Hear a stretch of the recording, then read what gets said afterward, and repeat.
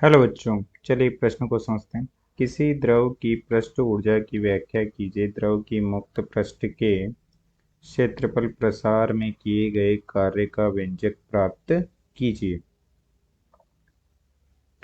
मुख्य अवधारणा में हम देख सकते हैं कि किसी द्रव की खुली सतह एक तनी हुई झिल्ली के समान व्यवहार करती है, क्योंकि द्रव की खुली सतह पर उपस्थित अणुओं पर द्रव के अन्य अणुओं के द्वारा एक परिणामी बल अंदर की ओर लगता है, जिससे वह न्यूनतम पृष्ठीय क्षेत्रफल ग्रहण करने का प्रयास करती है तथा इस तनी हुई झिल्ली में एक ऊर्जा संचित होती है जिसे पृष्ठीय ऊर्जा कहते हैं। पृष्ठीय ऊर्जा कहते हैं, जो कि होती है U बराबर पृष्ठ तनाव T गुणा मुक्त पृष्ठ का क्षेत्रफल A। तथा जब किसी अणु को द्रव के अंदर से मुक्त पृष्ठ पर लाते हैं तो इसके लिए पृष्ठ तनाव के विरुद्ध कार्य करना पड़ता है तथा इससे मुक्त पृष्ठ के पृष्ठीय क्षेत्रफल में वृद्धि होती है, जिसे ज्ञात करने के लिए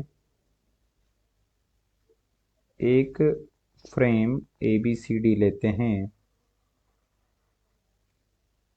ABCD जिसकी LM भुजा चलायमान भुजा है तथा इसे एक साबुन के घोल से निकालते हैं तो इसमें एक झिल्ली का निर्माण हो जाता है। यह झिल्ली पृष्ठ तनाव के कारण न्यूनतम पृष्ठीय क्षेत्रफल ग्रहण करने का प्रयास करेगी, तो LM भुजा पर अंदर की ओर एक तनाव T लगता है तथा इसे अपनी स्थिति पर रखने के लिए हमें एक बाह्य बल F लगाना पड़ता है, जो इस LM भुजा की L लंबाई पर लगता है। तो बल F बराबर हो जाएगा पृष्ठ तनाव T गुणा 2 गुणा L, क्योंकि यहाँ साबुन की झिल्ली की 2 खुली सतह है, इसलिए यहाँ पर 2 से गुणा किया है। अब इस LM भुजा को x विस्थापित करके L डैश M डैश पर पहुंचा देते हैं, जो कि x विस्थापन करने पर किया गया कार्य हो जाएगा W बराबर F गुणा x, जो कि हो जाएगा T गुणा 2LX, जहाँ 2LX हो जाएगा पृष्ठीय क्षेत्रफल में वृद्धि, जो कि इस प्रकार से L dash L M dash द्वारा प्रदर्शित है।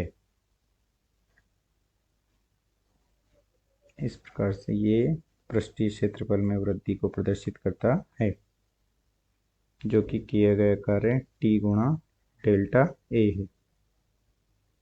यदि ताप नियत हो तो ये किया गया कार्य ही पृष्ठ की ऊर्जा के रूप में संचित हो जाता है।